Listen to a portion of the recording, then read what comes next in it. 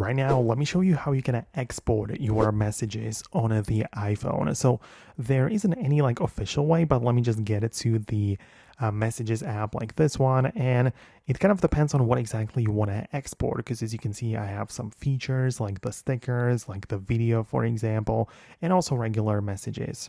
So if you hold down on one message, you can click on the copy, which appears, and then you can paste the content of the message. So if you want to just export it and copy the text, that's what you can do.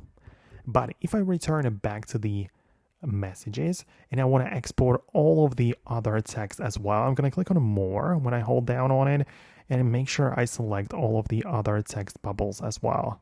Right, so now that we have it selected, we click on the right arrow in here, and then this kind of puts together all of the content of the messages together. So now you can see I can highlight it all and copy the whole thing. So all of the text bubbles are now put together, so I can copy that and paste it into the notes, for example, or wherever I want to save the messages. So that's how you're going to do this. Of course, just keep in mind that if you hold down on it, click on more, and also include like the other things like the photos, videos, stickers, and so on, well, in that case, it's not possible to export it this way or share it over, so it only works for typed messages. So that's a little caveat right there. But if we are exporting only the text, then it's useful.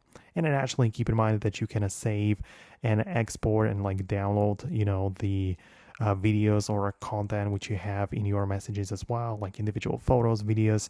You can definitely do that. But taking a screenshot is like the last resort option. Like you're gonna take a bunch of different screenshots and save it all in your gallery, and you're gonna have like a backup or export of the messages.